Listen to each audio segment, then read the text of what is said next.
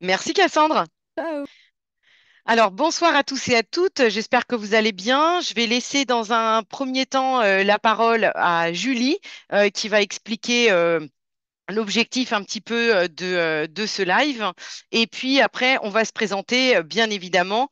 Et puis, vous aussi, n'hésitez pas à vous présenter en fait dans le chat, qu'on puisse un petit peu savoir justement où vous en êtes, si vous avez déjà passé le concours, si vous avez envisagé de le passer l'année prochaine. Enfin, voilà, qu'on puisse, sur quelle académie, qu'on puisse aussi avoir quelques informations. Pour orienter aussi nos interventions et être le plus efficient pour vous. Donc, je laisse la parole à Julie et je me présenterai un petit peu plus tard. Alors déjà, bonjour à tout le monde. Bon, comme Elsa l'a dit, du coup, moi, c'est Julie. Je suis l'une en fait des responsables réussite candidate à vocation CRPE. Je travaille avec Marianne et nous avons aussi Lina qui est notre directrice pédagogique. Donc, en fait, notre mission, elle est très claire. Vous accompagner avec bienveillance, rigueur et détermination, surtout pour vous permettre de réussir le CRPE. Nous, chez Vocation CRPE, on croit vraiment à votre potentiel. Euh, notre équipe, elle est vraiment là en fait pour un suivi individualisé, un accompagnement et surtout, on veut en fait garder cette proximité humaine avec vous. Donc c'est pour ça que vous ne pouvez pas réussir seul et surtout que le concours CRPE est exigeant et c'est vraiment pour ça qu'on vous accompagnera nous jusqu'au bout. Donc en fait, ce live aujourd'hui, il est très simple. C'est vraiment pour vous permettre en fait d'entendre les témoignages authentiques, surtout de nos deux anciens élèves qu'on a eu la chance d'accompagner. Donc ils sont Rémi et Julie. Donc ils vont vous raconter en fait leur parcours, leurs doutes et leurs réussites. Et surtout ce que notre accompagnement a permis en fait pour eux et ce qui a pu être déterminant.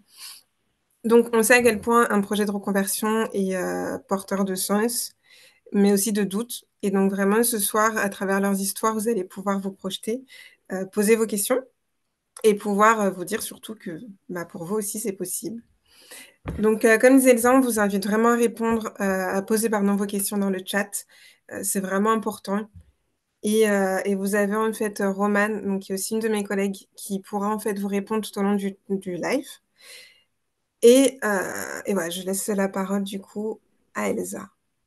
Alors, bon, d'abord, je vais me présenter. Donc, je m'appelle Elsa Diniz. Je suis actuellement directrice d'école en éducation prioritaire, mais j'ai été aussi conseillère pédagogique. J'ai été formatrice à l'INSPE.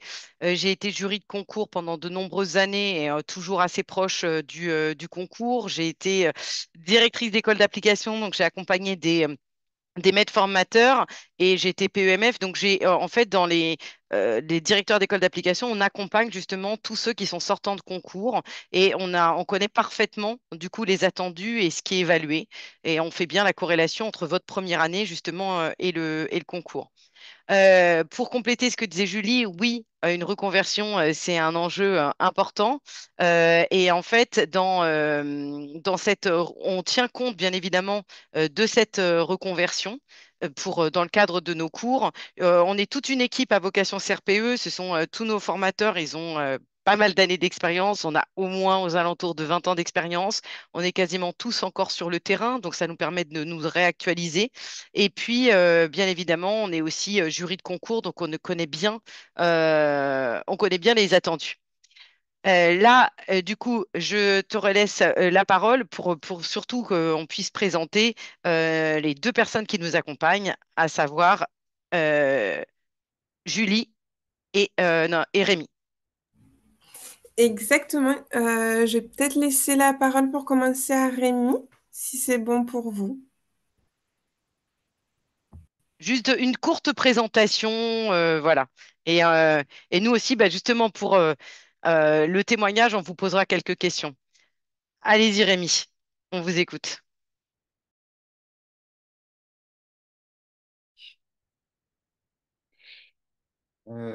Alors, je vais vous mettre la vidéo. Vous m'entendez, je pense. Bonjour à tous. Bonsoir, Rémi. Bonsoir. J'essaie de ne pas rester dans le noir. Excusez-moi, je ne suis pas un expert du zoom, zoom, zoom.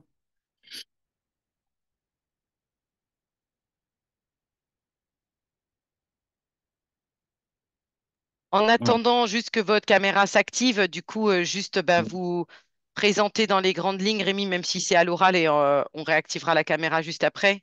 Ouais, ok, pas de problème. Donc, Rémi, j'ai presque, presque 50 ans cette année et j'ai décidé de faire cette reconversion l'année dernière. En fait, j'avais présenté déjà il y a 20 ans les concours, puis j'étais passé ailleurs dans le privé.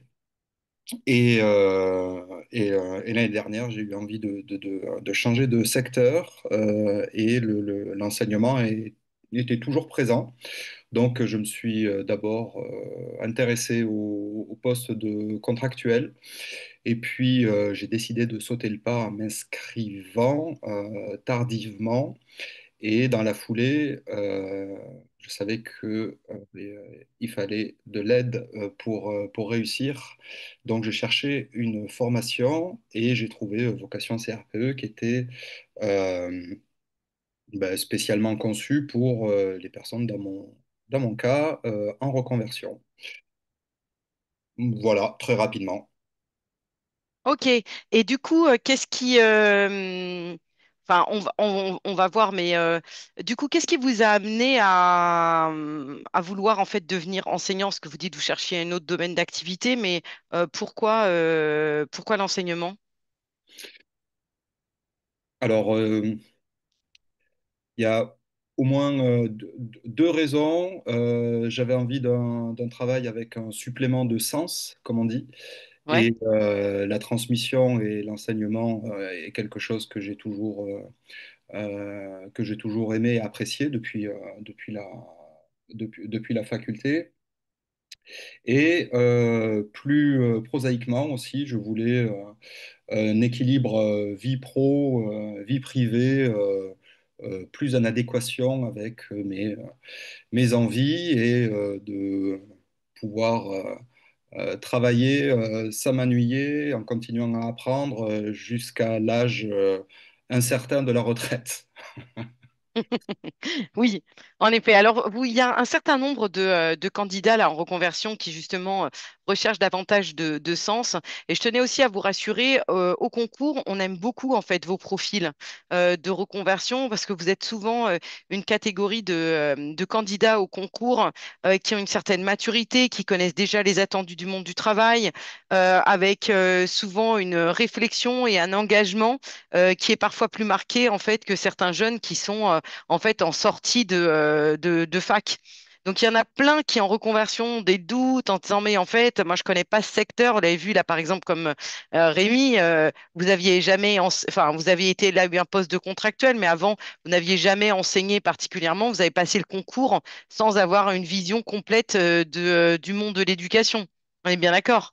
Alors oui, j'ai pas été contractuel. J'ai voulu faire ça et Ah puis d'accord. et j'ai décidé de passer l'étape du concours d'abord. Et j'avais eu une brève expérience à la fac où j'avais filé des cours de tutorat à des premières années. Mais voilà, c'était il y a fort fort longtemps et ça n'a rien à voir avec des classes de primaire. Non, mais et du coup, voilà, c'était pour vous dire que vous êtes d'accord, Rémi, que c'est possible en tout cas de passer le concours sans avoir été au préalable dans les classes, que effectivement, il y en a certains candidats qui sont à l'INSPE, qui vont faire des stages et tout ça, mais qu'en fait, on peut aussi se préparer à avoir une vision de la classe, alors en étant accompagné bien sûr, mais sans forcément avoir eu cette expérience en classe, on peut réussir le concours. Vous êtes Je confirme, hein, moi j'ai réussi le concours en suivant les cours de vocation et en étant complètement en digital. J'ai pu faire une toute petite semaine de stage pendant la formation, mais ouais, je partais de zéro. Ouais, et du coup, voilà. Donc, nous, on a vraiment l'habitude hein, de préparer, justement, de préparer des gens qui connaissent pas forcément les attendus de la classe, qui ont quitté les bancs de la fac pour certains depuis quelques années. Et donc, du coup, on essaye vraiment de vous accompagner au mieux suivant vos besoins. Du coup, Et on va passer un petit peu plus, parce qu'on là, on est en attente Enfin bref, normalement, vous deviez être avec un binôme, mais je crois qu'il y a un petit souci là, du coup, pour qu'elle se connecte. Euh, on va parler un petit peu plus du concours, Rémi, puisque vous venez juste de sortir de ce concours. Oui, Euh, Est-ce que vous pourriez d'abord, donc je pense que tous ceux qui le passent, moi, l'objectif n'est pas de refaire toutes les épreuves du concours, mais juste un petit peu pour vous situer, hein. On démarre par des épreuves d'admissibilité, donc épreuve écrite de français et de maths, ainsi qu'une épreuve écrite d'application qui du coup sont quand même importantes pour démarrer, qui viennent en fait rechercher chez le candidat les connaissances fondamentales de français et de maths, d'un niveau troisième ou éventuellement début de lycée. Mais surtout autour de la troisième, et puis une épreuve écrite d'application qui, là, par contre, vient un peu plus toucher le cœur de la classe. Comment est-ce que vous avez vécu ces épreuves, Rémi? Ces épreuves écrites disciplinaires, comment vous y êtes préparé? Voilà, est-ce que vous pouvez, sur quel sujet vous êtes tombé? Est-ce qu'il y a des choses qui vous ont marqué? Voilà, je vous laisse du coup nous présenter votre épreuve écrite. oui, ok. Euh, ben alors, comment je me suis préparé? Ben, avec vous, et effectivement, pour les Français, les maths, il a fallu replonger dans les cours ben, de troisième, de grammaire, de vocabulaire, de figure de style, et pour les maths, de géométrie, de calcul, etc. Donc, il a fallu un petit temps de rodage. Ça faisait un moment que j'avais pas travaillé comme ça, mais les cours étaient très pointus, très axés pratico-pratique. Et n'hésitez pas à faire des exercices, c'est comme ça que ça rentrera. Pour Est-ce, l'épreuve, juste pour savoir, je sais, parce que c'est pas moi qui prépare exactement là pour l'épreuve écrite de français ou de maths, mais il me semblait qu'il y avait vous aviez des cours de renforcement, notamment par exemple en maths, avec des vidéos qui reviennent un peu sur les compétences de base. Est-ce que ça, vous les avez utilisés dans le cadre de votre préparation ou pas forcément? ah Est-ce que si, si, c'était... oui, oui, oui, Si? complètement. Moi, j'ai utilisé, j'ai coché tous les modules, les cours que je pouvais suivre. Je les ai suivis beaucoup en replay parce que je me suis inscrit tardivement. J'ai commencé moi en décembre avec vous, alors que votre rentrée est bien plus tôt. Donc j'ai fait Ouais. beaucoup de replays et j'ai suivi le calendrier et la progressivité que vous avez proposé, quoi. D'accord. Et concernant l'épreuve d'application, sur quoi vous êtes tombé, comment vous êtes préparé? Déjà, je ne sais pas quelle thématique vous aviez choisi. Alors, juste pour, j'y viens après. Effectivement, pour l'épreuve de français et l'épreuve de mathématiques, c'est très classique en fait comme épreuve. Il y a des exercices à faire et on les réussit ou pas, les maths par exemple. Et pour l'épreuve écrite d'application, moi j'ai choisi art plastique parce que c'est un domaine que j'avais travaillé à la fac. Et ça m'a permis de gagner beaucoup de temps à comment dire, par rapport aux autres disciplines. Si j'avais attaqué l'histoire géo les, ou la troisième discipline, ça m'aurait desservi.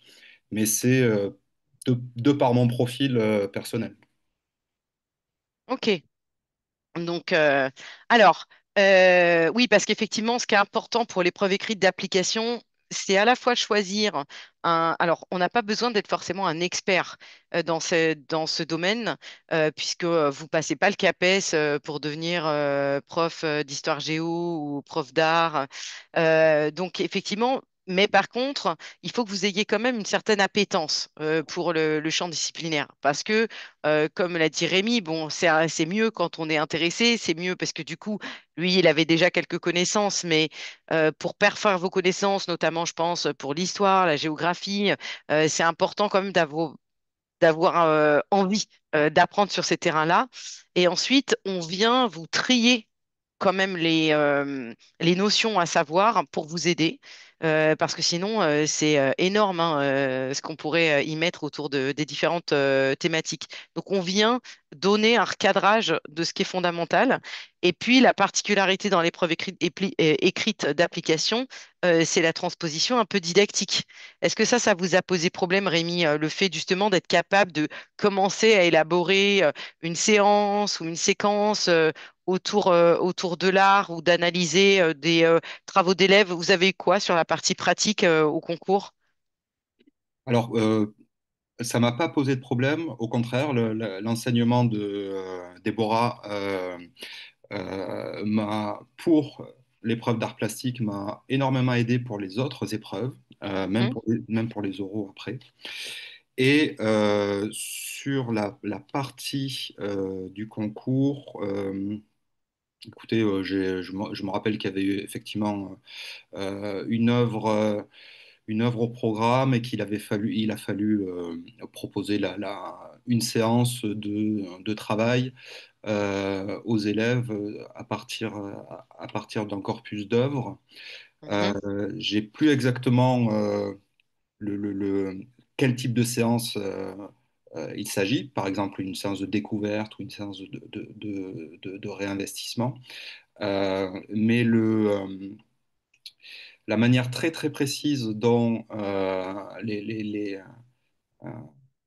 les enseignements ont été transmis là par vocation, ça permet d'aller tout de suite sur les points clés, les points clés quoi. Comme vous disiez, Elsa, voilà, Ouais. on est tout de suite au squelette et on comprend comment ça s'articule. Et en partant de là, on peut proposer quelque chose de solide, quoi. Mm. On vous demande, là, Rémi, c'est Elisabeth qui demande dans quelle académie vous avez réussi votre concours et quel était votre métier au préalable, Rémi? Alors, à Versailles, OK? et j'étais dans le journalisme et la communication avant. D'accord. Mais en tout cas, juste pour répondre à votre question, Elisabeth, on a vraiment des candidats qui viennent de partout, de la Réunion, Corse, Nice. Donc, on a vraiment des candidats qui viennent de toute académie, hein. C'était juste pour vous dire, on prépare vraiment à l'échelle globale. Et d'ailleurs, là, on commence à avoir des retours sur les concours et on a même on a un pour, en tout cas, sur au moins un lauréat. Je me souviens plus sur quelle académie. Je crois que c'est Amiens, je crois, non? Je me souviens plus exactement. On a des quatrièmes places quand même pour la Réunion, donc qui sont des concours qui sont quand même pas faciles. Donc voilà, c'était juste pour vous dire qu'on prépare du coup pour tout, en tout cas, Elisabeth. Bien sûr, on va peut-être accentuer des fois, suivant certains territoires, on sait qu'il y a tel ou tel point d'appui, mais on prépare à l'échelle vraiment nationale. Maintenant, Rémi, qu'on a parlé des écrits, on va parler des oraux. Mais même s'il y a des écarts, Daniela, entre les différentes académies, nous, comment dire, au sein de Vocation CRPE, on ne fait pas la différence. On vous prépare justement avec une forme d'élitisme, on vous prépare pour toutes les académies. Donc du coup, pour ceux qui sont dans les académies qui sont un peu dites plus accessibles, et ben, du coup, ça leur permet d'être extrêmement bien classés au concours et de pouvoir choisir exactement le département, même quasiment l'école, pour être au plus près de chez eux, ce qui est plus difficile à atteindre sur d'autres académies, mais ça leur permet au moins de les atteindre. Alors, il y a Kautar qui demande quelles sont les disciplines que l'on peut choisir pour l'épreuve écrite d'application. Vous voulez répondre à la question, Rémi, puisque vous avez été plongé dedans? Ben, de mémoire, il y en a trois grandes. Il y a art plastique, il y a Alors, il y a art, hein, Rémi, hein, parce qu'on ne fait oui, pas que art plastique, hein. Il y a ouais, l'art ouais, musical, l'art plastique, les arts du cinéma. Donc, c'est l'art en général. OK? Autre, exact. autre Histoire géo, possibilité. Et Histoire histoire. géo qui est accompagné, qui est couplé aussi avec de l'EMC, donc l'éducation morale et civique. Et la dernière, De mémoire, c'est Et sciences et techniques, quelque chose comme ça. Ouais. sciences et techno. Ouais. Là, je viens juste de voir que Julie nous a rejoint, qui vient aussi d'obtenir le concours. Julie, vous pouvez prendre la parole, juste pour que je vois si votre micro est connecté. Non? Je vais attendre de voir si elle est prête au niveau, sinon on lui redonnera la parole un petit peu plus tard. Rémi, on va continuer les épreuves du concours et Ok. bah, puisqu'on a bien réussi et que vous aussi, vous allez tous réussir les épreuves d'admissibilité, on va passer du coup maintenant aux oraux. Donc, les oraux, ils ont une particularité, c'est que par contre, les coefficients changent. Du coup, notamment pour l'épreuve de leçon, le coefficient est relativement fort puisque c'est avec un coefficient 4, ce qui se distingue des autres. Il y a une épreuve qui, là, est vraiment très professionnalisante. On essaye, dans le cadre de cette épreuve, de voir quel futur enseignant vous allez être. Comment vous percevez l'enseignement. On ne vous demande pas un truc tout le temps parfait, mais on demande quelques connaissances didactiques et on essaye de voir comment vous êtes capable de transmettre un savoir. Alors, juste avant de revenir sur cette épreuve de leçon, il y a Fadwa qui demande à Rémi et du coup aussi à Julie quand elle arrivera à activer le micro, comment est-ce que vous êtes organisé au quotidien? Ça, c'est une préoccupation majeure effectivement des candidats, notamment on le sait en reconversion, on a le boulot déjà, on a des fois la famille, on a d'autres activités. Comment est-ce que vous avez fait pour vous organiser? Dans les visionnages des cours, dans la réalisation des devoirs, et puis à peu près combien d'heures par semaine vous consacriez à votre formation, Rémi? Alors à nouveau, moi je reprécise, j'ai commencé la formation en décembre et pas en septembre. Ça, c'est une chose. La deuxième chose, c'est que pour ma reconversion, j'ai pas réfléchi. Moi, j'ai directement sauté le grand bain. J'ai fait une rupture conventionnelle et donc j'ai pu après me consacrer. J'avais du temps pour faire ce que je devais et voulais faire. Et en commençant en décembre, ben, j'ai dû tout rattraper. Et pour être à temps en avril, c'était du 6 heures par jour. En, en effet, là, ça fait effectivement, ça fait beaucoup. Euh, et du coup, Effectivement, je suis un cas très particulier, hein. De ce que j'ai compris, entre les lives, déjà les lives tous les soirs sont là, ça permet de travailler. Et puis, je- a priori, si on s'y prend plus tôt, en bossant deux fois 1 heure et demie le samedi et deux fois 1 heure et demie le dimanche, plus les lives, je pense alors, on arrive au taux horaire que j'ai fait, quoi. juste une petite précision, vous n'aurez pas des lives tous les soirs. C'est-à-dire, il y a une période plus sur la fin où effectivement ça s'accélère et on commence à avoir plus de lives quand on se rapproche vraiment des épreuves. Il y a une progressivité par rapport à ça. En tout cas, on est sur au moins, par contre, 2 lives par semaine quand on démarre en Ah, pardon. septembre. Non, non, mais parce que c'est vrai qu'après, sur la fin de la formation, Rémi, c'est vrai que on densifie un petit peu les cours à la fin. Mais sinon, quand on démarre, on est sur 2 soirs par semaine avec des cours de 20 h à 21 h 30 en live et avec la possibilité de les revoir et de le revisionner. Est-ce que ça, pour vous, c'était une plus-value, Rémi, de pouvoir revisionner les cours? À nouveau, moi, ben oui, en commençant Ouais. tard, j'ai j'ai pu rattraper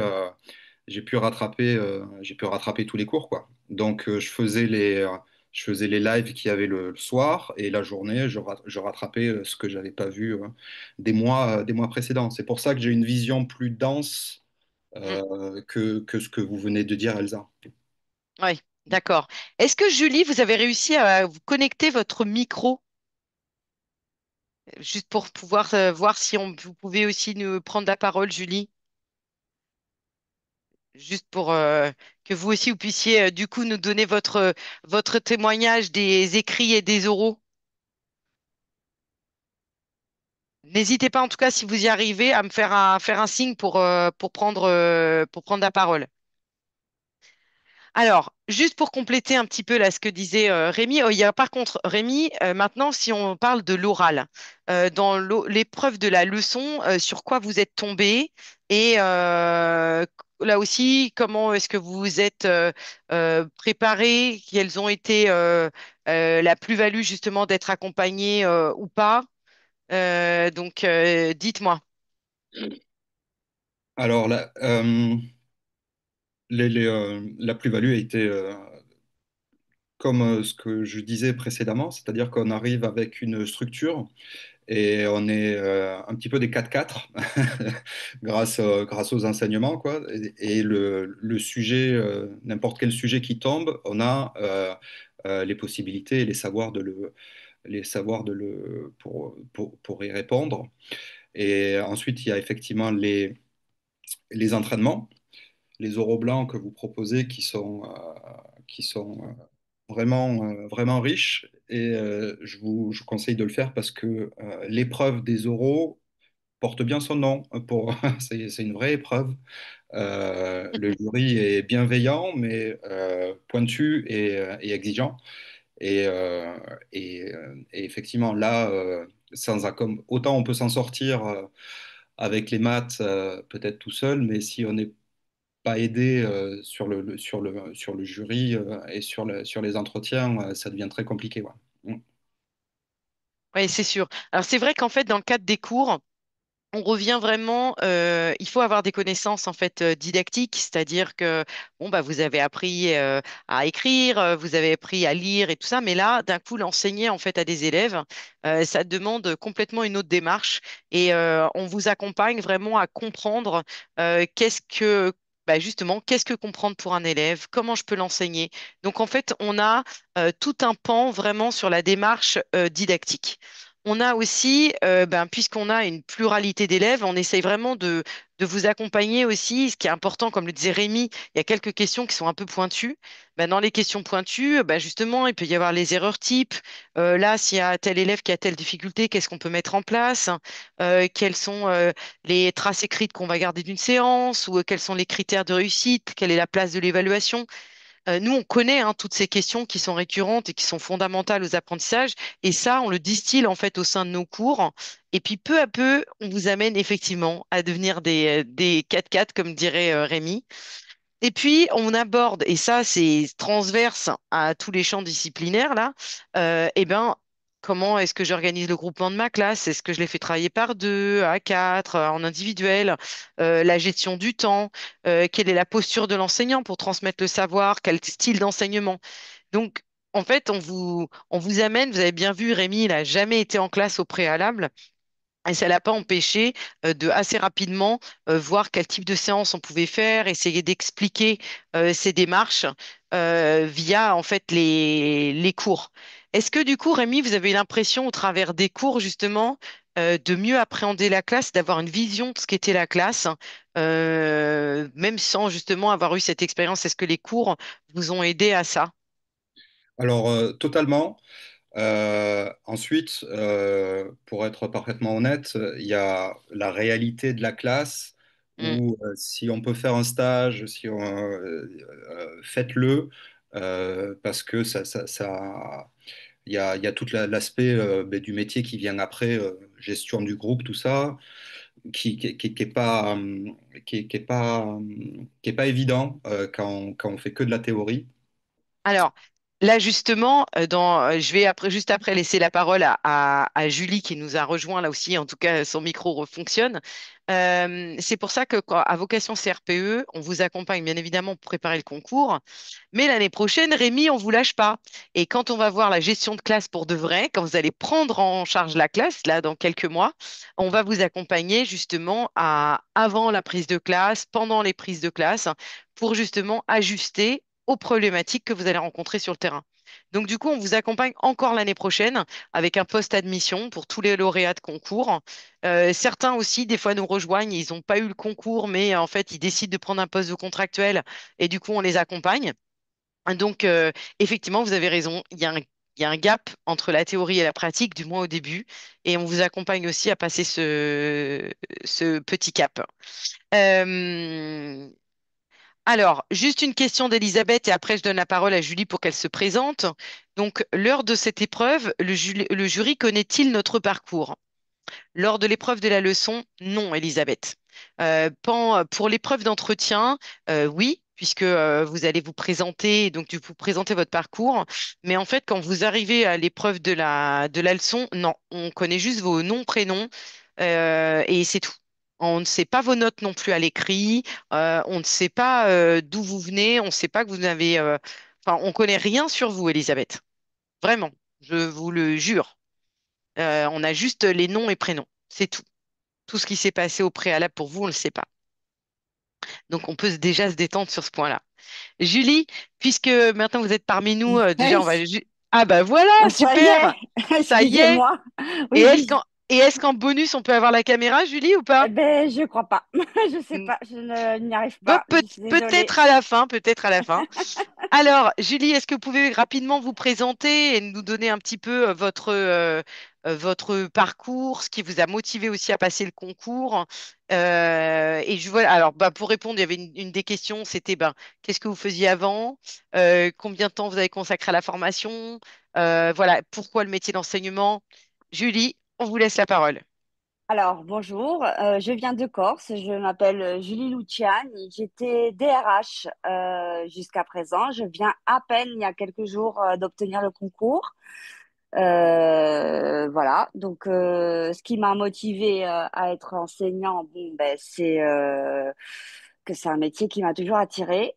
Mais je n'ai jamais pris le temps, enfin eu le courage en tout cas, de me mettre à préparer le concours qui est quand même, comment dire, assez impressionnant, on va dire, quand on a plus fait d'études depuis quelques années maintenant, parce que bon, ça fait quand même une vingtaine d'années que voilà, donc ça fait un petit peu, voilà, ça a été une décision qui est arrivé pour moi, pour le coup, ça a été assez rapide, vu que j'ai décidé de le passer en octobre et que je me suis inscrite à Vocation CRPE en novembre. Donc, j'ai pris la formation avec 3 mois de retard l'année D'accord. dernière.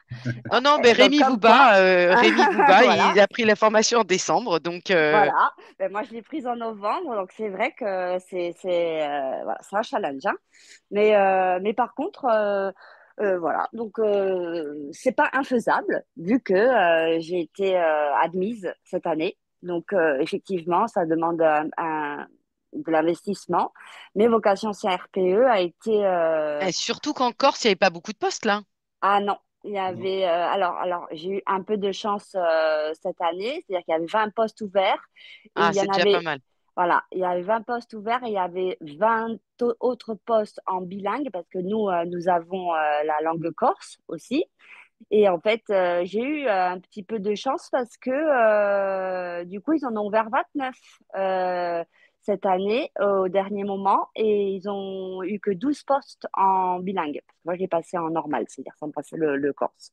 Donc du coup, D'accord. ça a fait 30 postes, enfin 29 postes cette année.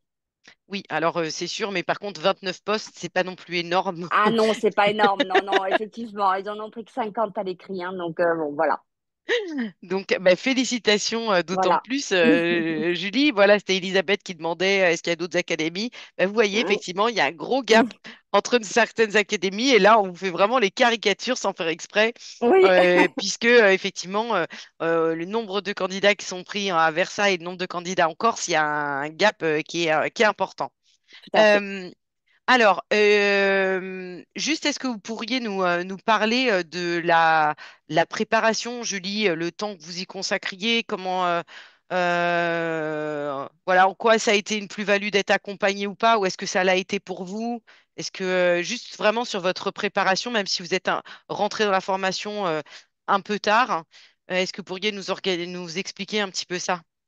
Oui, alors bon, pour ce qui est de mon organisation, j'ai travaillé en même temps jusqu'au mois de janvier. Donc, je travaillais, enfin, je faisais les cours.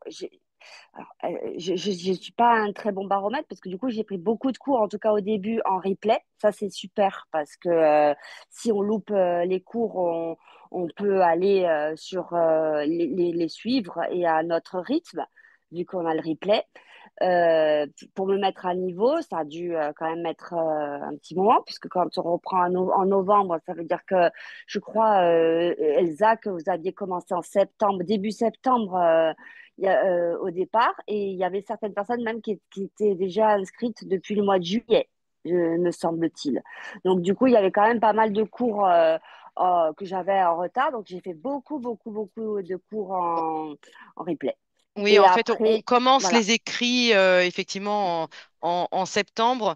Euh, Progressivement, on va vers les oraux, mais on commence les oraux Oui. relativement tôt, hein, et je pense que Rémi et Julie pouvaient témoigner de pourquoi on commence à préparer les oraux tôt dans l'année. Oui, Euh, alors, ah bah, vous, allez-y.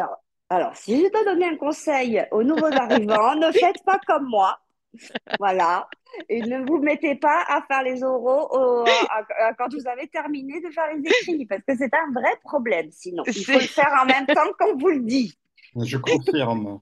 Voilà, voilà, parce que Eh sinon, oui, c'est vrai qu'on ne dort plus. Voilà. exactement. Donc, c'est vrai que je pense que votre témoignage, on va l'enregistrer, on va le faire passer en boucle au prochain candidat.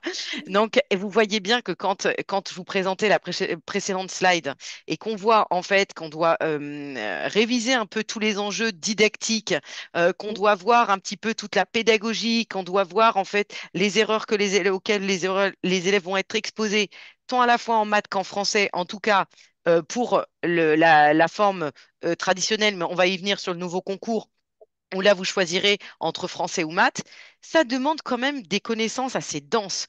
On ne peut pas, effectivement, le préparer trop tard.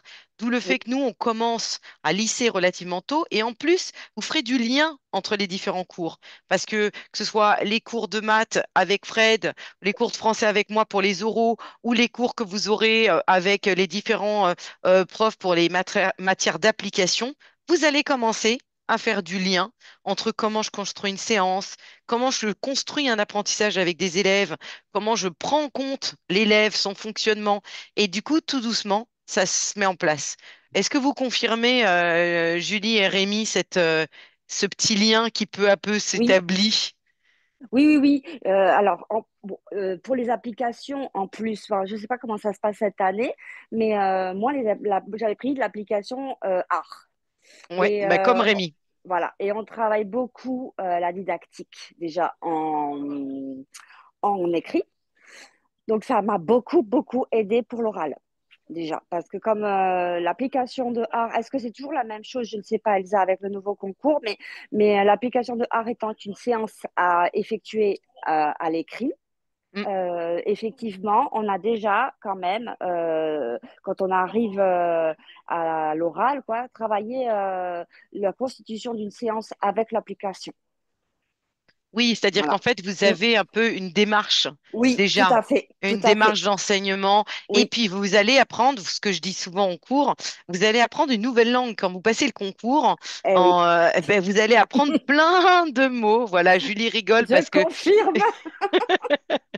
parce qu'on insiste beaucoup, mais c'est vrai que la didactique, ben, c'est un gros mot pour l'instant pour vous, mais ensuite, peu à peu, en fait, on apprend à utiliser de plus en plus un lexique spécifique dans le cadre du concours, et c'est important tant pour les oraux que pour les écrits. Oui. Donc, pour Mm. apprendre à parler une nouvelle langue, ça prend un peu de temps. Donc, d'où le fait de démarrer relativement tôt, Oui. en effet. Est-ce que vous voulez nous faire un petit témoignage, Julie, sur votre épreuve de leçon? Parce que c'est souvent justement l'épreuve qui inquiète. Peut-être certains candidats en plus passeront le nouveau concours où ils devront choisir entre français et maths. Et peut-être que votre témoignage peut être intéressant pour savoir sur quoi vous êtes tombé en maths, en français. Donner quelques petits Oui. exemples de questions qui, du coup, quel que soit leur choix de concours pour l'année prochaine, ça les aidera peut-être à se positionner. Je vous Alors laisse déjà, la parole. je vais quand même faire un petit peu de, comment dire, de promotion parce que Elsa, en français, elle est géniale. Voilà, sachez-le, vous avez The Prof de français à l'oral pour ce qui est enfin, voilà, de l'enseignement. Elsa est au top. Après, moi, euh, j'ai un petit défaut. Alors, je ne sais pas si c'est bien de vous le dire, mais déjà, je parle beaucoup. Et en plus, je ne sais pas, je ne suis pas très synthétique et j'ai eu un petit souci à l'oral au niveau de la préparation. On n'a que 2 heures de préparation. Je ne sais pas si encore cette année, c'est la même chose, Elsa. Je ne sais pas. Alors, en fait, ils gardent pour l'année prochaine, ils gardent le concours que vous avez passé cette année et le nouveau concours avec Bac+3. En fait, D'accord, là, du coup, là, cette année, vous aviez 2 heures, mais qui correspondaient au final à, en fait, à 1 heure pour le français et 1 heure pour les maths. Et du d'accord. coup, sur le prochain concours, en fait, les candidats vont choisir soit français, soit maths et disposeront de 2 heures de préparation, mais pour Ah, un seul item. super, Donc, du coup, c'est super. C'est une vrai que bonne nouvelle. ça laisse une marge de temps un peu plus. Bonne nouvelle. Moi, Voilà. Si je me trompe pas, hein, j'espère que je me trompe pas dans la démarche, mais je crois que c'est ça. Donc, du coup, mais néanmoins, il y a quand même toujours cette contrainte de temps. Et puis, on vous demande une certaine structure et un peu d'esprit de synthèse parce que c'est ce que vous devrez aussi opérer en classe, Julie. Oui, On en oui, oui, tout à reparlera en fait, post-admission, mais tout vous allez à voir que fait. ce défaut, vous allez le ressentir en classe également. Alors, du Voilà, coup, mais sur quoi j'ai eu de vous la êtes tombé? chance. J'ai eu Oui. une super chance. Je suis tombée sur un sujet qu'on avait travaillé avec Elsa. Voilà, c'était le dernier cours qu'on avait fait ensemble et c'était sur la... Alors, c'était une mise en commun. Donc, peut-être qu'aujourd'hui, ça vous parle pas, la mise en commun. Voilà, mais c'était une mise en commun. Elsa, c'était sur la vidéo qu'on avait fait dans le dernier cours que vous nous aviez mis avec le petit garçon qui disait que c'était un adjectif de. Ah, très bien. Donc, c'était Voilà, sur tout ce qui était justification de la part des élèves c'est ça. en étude de la langue et plus spécifiquement, du coup, en grammaire. Et Très ça, bien. exactement, je suis tombée sur ça, De la exactement ça. négociation graphique aussi, je crois que c'était. C'est ça. Et en fait, je suis tombée sur donc il fallait que je fasse une mise en commun sur un exercice donc on leur avait donné avec un grand tableau. On était sur la correction. Voilà, je suis tombée là-dessus. Et en mathématiques, je suis tombée sur la fraction supérieure à un en ayant comme contrainte de ne pas faire la pizza pour leur expliquer. D'accord. Voilà. Oui. Donc, compliqué quand même. Voilà. Mais Et qu'est-ce que vous avez eu juste pour que les candidats se rendent compte? Alors, du coup, c'est pas l'objectif, c'est pas de vous faire peur les uns les autres, parce que vous inquiétez pas, on vous prépare. Mais est-ce que vous oui, pourriez nous oui. donner des exemples, Rémi comme Julie, de questions que le jury vous a posées à l'oral? Donc, au-delà de votre présentation de séance, quel type de questions on a pu vous poser? Rémi, est-ce que tu veux prendre la parole ou... Allez, Oui, Rémi, une ou deux je, questions et après Julie. Mm, je vais. Alors, une- un apprentissage de cette épreuve de leçon, ce qu'il ne faut pas oublier, c'est qu'ils vous le diront, les profs, en fait, c'est de l'écrit à l'oral. Et mm, j'ai eu le même problème que Julie sur la synthèse, sur la présentation. Donc, il y a eu beaucoup de discussions pour repréciser ce que je voulais dire, mm. comment le dire. Et Alors, et parfois aussi, alors là, je vous coupe un tout petit peu, Rémi, c'est pour avoir été jury aussi pas mal de fois, on vient vous rechercher, vous candidats, sur les justifications. Parfois, en fait, ce que vous proposez, c'est super, mais on veut aller gratter encore un petit peu, et notamment pour vous valoriser et vous mettre plus de points, essayer que vous puissiez davantage justifier pourquoi vous faites ci. On vient vous chercher sur l'argumentation. C'est aussi pour ça, en fait, que le jury relance et va aller chercher sur le point de détail. Mais généralement, c'est pour vous mettre plus tout de à fait, points. tout à fait. Mais enfin, j'ai fait l'erreur aussi de passer trop peu de temps sur les oraux. Et, Mm. mais alors que j'avais honnêtement, tous les outils à dispo avec vocation CRPE, mais il faut anticiper, ouais. Il faut pas s'y prendre Ouais, trop tard comme nous. ouais, je suis d'accord, j'ai fait la même chose. J'ai Alors, fait la même chose. Quel type de questions vous avez eu, Rémi? Est-ce que vous pourriez nous donner juste deux exemples et après, comme ça, Julie pouvait aussi anticiper deux exemples de questions que vous avez eues pour que nos candidats puissent avoir, nos futurs candidats puissent avoir une idée de ce qu'on peut leur poser comme question. Alors, moi, j'étais tombé sur les maternelles et la reconnaissance de la première lettre du prénom. Euh, il y avait un petit groupe d'élèves qui n'arrivaient pas à reconnaître leur prénom. Et donc, j'ai proposé une situation. Et à un moment donné, par exemple, j'ai fait l'erreur d'évoquer toutes les lettres du prénom. Et le jury m'a repris en me disant, comment ça, toutes les lettres, on parle que de la première lettre. Et effectivement, au fur et à mesure de la discussion, le jury avait mis en lumière que entre une petite fille qui s'appelle Léa et un garçon qui s'appelle Aboubacar, si on travaille toutes les lettres du prénom, Oui, ça va être compliqué. Voilà. d'accord. Donc, ils sont revenus sur des exemples concrets pour notamment affiner l'objectif de la séance. Est-ce que vous avez un autre exemple de question que vous avez eu? Pas tout de suite, je laisse la parole à Julie. Je vais essayer d'y réfléchir, hein. Alors, oui, moi, alors, la phrase imposée, c'était donc la grenouille bavarde retrouve deux cigognes près du nénuphar. Je crois que c'était un truc comme ça, la phrase. Et il fallait donc que les enfants, les élèves, pardon, mettent dans un tableau la nature de chaque mot, La, en ouais, fait. la classe grammaticale, ouais. Exactement. Et donc, il y avait beaucoup d'élèves qui avaient mis bavarde dans verbe et deux dans adjectif, justement, ou dans je ne sais pas, dans la colonne je ne sais pas. Et j'ai fait l'erreur de leur notifier que beaucoup d'élèves avaient donc mis bavarde dans cette colonne verbe. Et Est-ce, que, est-ce que voilà. c'est pas une erreur, ça, Julie? Non, j'ai fait l'erreur parce qu'en fait, elles me disent, ah, mais alors comment expliqueriez-vous aux élèves que bavarde Ah. ici n'est pas un verbe? Donc, Et oui, et donc du voilà, coup, mais non, mais c'est pas l'erreur, c'est justement. Et du coup, vous voyez bien là, que dans ça vous permet de montrer que le jury, en fait, il va rebondir régulièrement en fait sur vos exactement. propositions et qu'au travers Je de vos propositions, il va venir rechercher les enjeux didactiques. voilà, Et du coup, je bah suis là, partie donc une manipulation. manipulation, évidemment, Sur la pour justifier. manipulation. Et en fait, j'ai eu un petit peu de mal avec cette question, j'avoue, parce que elle me disait oui, mais alors voilà, moi je dis ben, on va remplacer bavarde, on peut le remplacer par exemple par verte.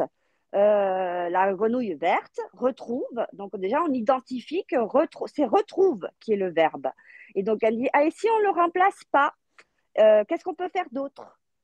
Donc je dis Alors, ben, alors on va le supprimer. Alors, vous voyez bien que là, en fait, juste pour faire une synthèse, et désolée de vous couper, Oui, Julie, je vous en prie, pour allez-y. faire une synthèse, c'est qu'en fait, à partir d'un exemple concret, en fait, le jury, il vient rechercher un peu vos connaissances et il vous aide.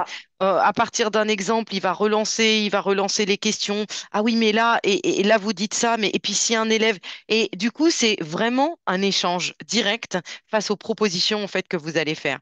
Mais au travers de ces propositions, ça nous permet de voir vos choix pédagogiques, vos choix didactiques, et on vous accompagne justement pour cette analyse, pour voir un petit peu comment vous positionnez.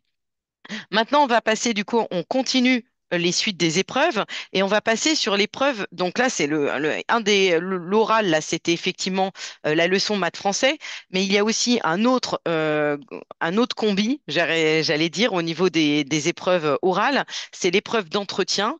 Là, effectivement, on n'a pas de gros changements entre les deux concours, mais je vais y revenir un petit peu plus après.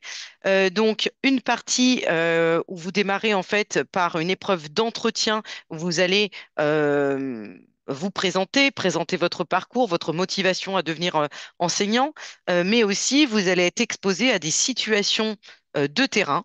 Et vous allez devoir répondre à des cas pratiques. Voilà, il se passe ça dans l'école. Voilà. Donc voilà pour cette épreuve. Et avant cette partie-là, pardon, là c'est moi qui suis pas synthétique, on démarre par une épreuve d'EPS. Donc, l'EPS, voilà, là aussi, c'est très pratico-pratique. Les élèves rencontrent telle difficulté et eh ben, comment est-ce qu'ils font? Qu'est-ce que vous allez mettre en place pour que l'élève puisse apprendre et dépasser cette difficulté dans le cadre de l'éducation physique et sportive? Alors, Julie et Rémi, est-ce que vous pouvez rapidement nous Oui, parler de votre épreuve oui. d'EPS? Voilà, bon, on va démarrer juste par l'EPS, mais alors, ce qui m'intéresse en EPS, c'est bah, et très rapidement sur quoi vous êtes tombé. Et puis, là aussi, comment vous vous êtes préparé? Est-ce que vous vous êtes senti prêt quand même pour l'épreuve? Est-ce que la préparation a été une plus-value pour vous? Voilà, je laisse la parole d'abord à Rémi et ensuite à Julie. Alors en EPS, je suis tombé dans le domaine de la natation et clairement, oui, la préparation a bien aidé, ben, surtout avec vous, Elsa. Pour les futurs candidats, vous verrez que la natation, c'est un gros sujet. Et dans le cadre de l'enseignement, on doit faire passer une attestation de savoir nager en sécurité aux enfants. C'est un parcours type. Et ma question était sur le début de ce parcours où il y avait La chute arrière. un petit groupe d'élèves exactement qui avaient du mal avec cette chute arrière. Ouais. Et on m'a demandé précision.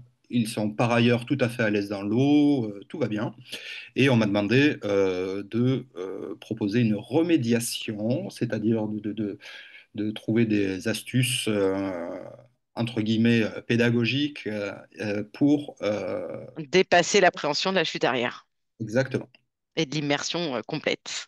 Très bien. Julie, vous êtes tombée sur quel domaine et quel sujet en EPS? Alors, pareil, la natation, et c'est toujours dans le domaine de l'attestation du savoir nager en sécurité. Mais moi, c'était sur le fait, parce que dans le savoir nager en sécurité, il y a une partie où l'élève doit se mettre sur le dos à un moment donné.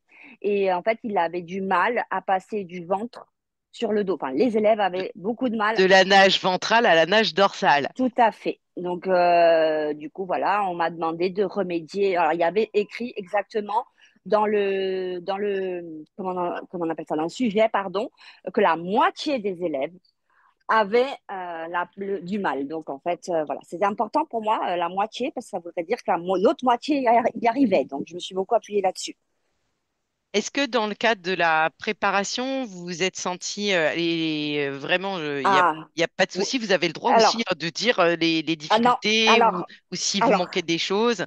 J'ai adoré parce que, bon, bien sûr, hein, vous allez voir le sport, pardon, l'éducation, le PS et le CSE, on appelle ça la connaissance du système éducatif, on le fait avec Elsa, qui est, comme je vous l'ai dit, the prof pour ça. Et donc, du coup, on était extrêmement bien préparés. Et Julie, on va croire qu'on vous a payé là. Ah non, mais moi, Elsa, c'est le coup de cœur. Voilà, moi, faut le dire, moi, je le dis, mais voilà. Voilà, je vous aime, Elsa. Voilà, non, on était très très bien préparés là-dessus. Il n'y avait aucun problème. Moi, j'ai vu d'autres candidats un petit peu paniquer sur le sujet et je n'ai absolument pas, à aucun moment paniqué. J'avais toutes les clés pour pouvoir le faire et j'ai eu zéro problème sur cette épreuve. Voilà. Ok, bon Mm, bah top. voilà. Euh, Rémi aussi, vous sentiez préparé sur cette épreuve, vous aviez eu la structure qui vous permettait de bien vous en sortir. Alors, je l'ai eu, mais c'est un manque de travail personnel après. Et à nouveau, je reviens sur cette idée un peu bizarre là, de le dire aujourd'hui, mais l'oral, c'est de l'écrit. Et, et la structure qu'on apprend à mettre à l'écrit, il faut se l'imposer aussi à l'oral Ouais. parce qu'on peut Oui. perdre beaucoup de points et ça a été mon cas par manque de préparation. Euh, Mm, je- Tout simplement, pour le petit exemple, c'est-à-dire que là, pour aider les enfants, les élèves à la chute arrière, J'ai développé ma proposition, etc., etc. Et puis j'ai juste oublié qu'il y avait 40 minutes en fait de séance. Et, et moi je suis resté sur 20 minutes avec un petit groupe. Et donc le jury m'a gentiment fait remarquer que j'avais oublié la moitié de la classe dans la flotte pendant ce temps-là. Et qu'est-ce que je pouvais faire pour ça? Donc les structures très didactiques, très mathématiques, que vous allez facilement euh, mettre en place avec les brouillons à l'écrit, il faut se contraindre à se les mettre en place à l'oral. Bien, ben merci pour vos deux témoignages. Là, bon, on avance un petit peu justement puisqu'on parlait de structure. Très rapidement, en fait, sur l'épreuve d'entretien, donc vous serez accompagné là par Guillaume qui du coup vous prépare comment dire, vous prépare à formaliser votre motivation à devenir enseignant et du coup justement à ce que ça corresponde aussi aux attendus du métier parce que c'est pas évident cette petite partie-là. Ensuite, dans le cadre de cette épreuve, on vous présente des situations concrètes et ça, en fait, je pense que Rémi et Julie peuvent en attester dans le cadre du cours. On vous fait un rapide historique de comment ça fonctionne l'éducation nationale, comment ça a évolué, pourquoi, mais très vite, on va aussi sur du pratico-pratique avec des situations, des mises en situation et du coup, pour vous entraîner aussi pour le concours et vous entraîner à structurer vos réponses et à les développer, puisqu'effectivement, comme le disait Rémi, ben, à un moment, c'est de l'oral, mais c'est de l'oral exigeant qui, effectivement, doit laisser une structure comme on peut le retrouver à l'oral comme à l'écrit. Alors, maintenant, si vous deviez, Rémi et Julie, nous dire pourquoi vocation CRPE, qu'est-ce qui vous a amené à choisir vocation CRPE? Voilà. Et là, on accepte toute critique, hein, il n'y a pas, voilà, pourquoi ce choix? Et quelle a été, selon vous, la plus-value ou voilà, de la formation? Lequel Ré- de vous veut commencer? Comme Rémi, tu veux ou je prends la parole? Vas-y. Tu vois. Ah. Bah, pour vous dire la vérité, au départ, j'avais pris contact avec Fort Prof parce que j'ai demandé beaucoup autour de moi à la base et beaucoup et ce nom est beaucoup ressorti. Donc j'ai eu Fort Prof au téléphone et c'était je sais pas, il y a eu un truc qui m'a dérangée, en fait. Et je me suis dit, non, non, non, je vais quand même aller voir ailleurs. Et puis, quand j'ai tapé CRPE, vocation est sortie sur Google. Pour vous dire, c'est vraiment fortuit, hein, c'est un hasard. Est sorti en premier. Et je les ai appelés et je leur ai expliqué ma situation parce que j'avais très peur, en fait. Je suis maman d'un petit de 12 ans qui est rentré en sixième, donc c'était quand même un changement. Voilà, donc j'aurais tout expliqué. On était très, très à l'écoute. Et surtout pour le financement aussi, parce que me posais beaucoup de questions. Donc le financement, on m'a expliqué que je pouvais tout à fait passer par le CPF je ne sais pas si vous l'avez dit Elsa, parce que j'ai pris, excusez-moi, la réunion en retard. Donc on pouvait passer par le CPF en passant notamment, J'ai rien dit hein, concernant le voilà, financement, parce qu'en voilà. plus, je le connais pas en vrai. Ah, donc Donc, voilà, vous aurez plus de connaissances que moi là-dessus. voilà. Donc en fait, on passe un petit, comment dire, un petit test en français. Je ne sais plus le nom, ça s'appelle Robert, attestation Robert en fait, je crois. Et en fait, bon voilà, ben, du coup là, ma formation a été grandement, pas tout fait entièrement, mais parce que je n'étais pas au chômage. Pour ceux qui nous écoutent et qui sont au chômage, elle est prise à 100% en charge. Donc c'est génial. Moi, je n'étais pas au chômage à ce moment-là, donc elle a été grandement prise en charge par le CPF, je vais rajouter un petit peu. Et en fait, je me suis sentie très à l'écoute. J'ai eu Julie, c'est le premier contact que j'ai eu, d'ailleurs, on en a discuté la dernière fois. J'ai été apparemment la première, quand elle avait pris son poste, à la voir en ligne. Et j'étais dans une situation personnelle un peu compliquée. Voilà, mon mari était assez malade à ce moment-là et elle m'a beaucoup, beaucoup, beaucoup écoutée. Et psychologiquement, elle m'a reboostée et elle m'a beaucoup motivée. Et donc, du coup, j'ai choisi de faire avec vocation CRPE. C'est vraiment humain, en fait. Moi, pour ma part, c'était humain. Voilà. Ok. Et Rémi, qu'est-ce qui vous a motivé? Alors déjà, même au-delà de vocation CRPE, qu'est-ce qui vous a motivé en fait à être accompagné pour ce concours, en fait, à prendre une formation, quelle que soit la formation, et ensuite pourquoi vocation CRPE, Rémi? Alors, deux réponses en une, parce que reconversion. Et en cherchant, comme Julie, j'ai vu que Vocation était euh, spécialement dédiée aux personnes en reconversion. Mm. Donc, ça m'a fait faire le pas de contacter contacter l'organisme. Je confirme le rapport humain très chaleureux. Et je confirme aussi l'aspect financier avec la prise en charge d'une partie grâce au compte professionnel de formation. Et troisième élément, les cours du soir et la disponibilité de la plateforme digitale, voilà, pour pouvoir rattraper, retravailler, et les lives qui permettent de ne pas être isolé euh, dans son travail. Si, alors, vous avez déjà donné plein de conseils, mais si vous deviez, là, justement, à faire l'esprit de synthèse en trois mots ou trois mots pour donner des conseils à nos futurs candidats au concours. Allez, du coup, je vous fais travailler l'un et l'autre. Allez, trois conseils, trois mots. Euh, je peux, Rémi? Vas-y.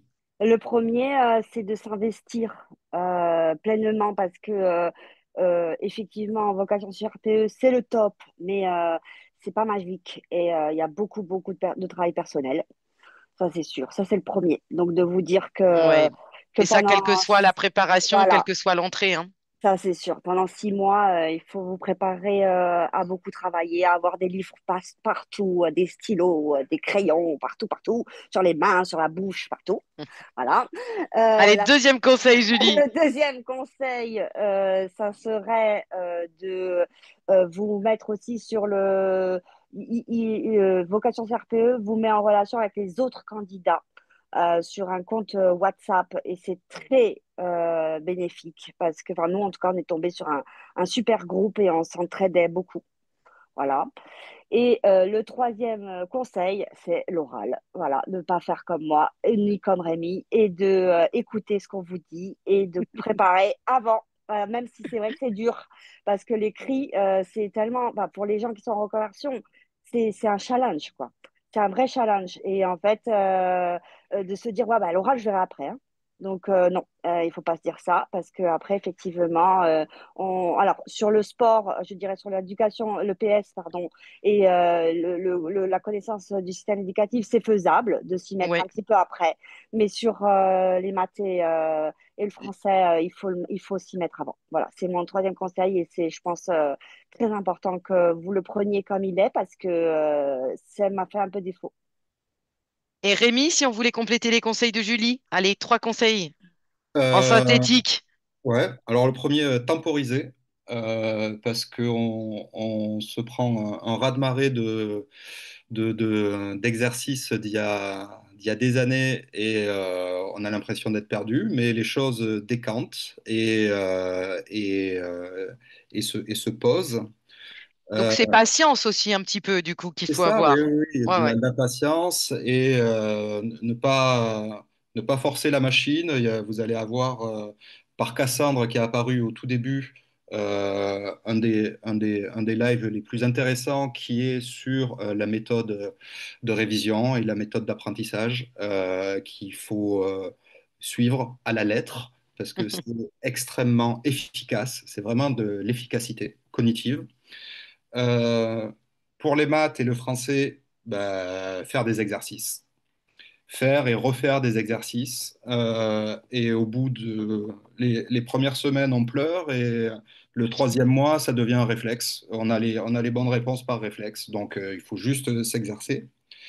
Et pour l'oral, se filmer.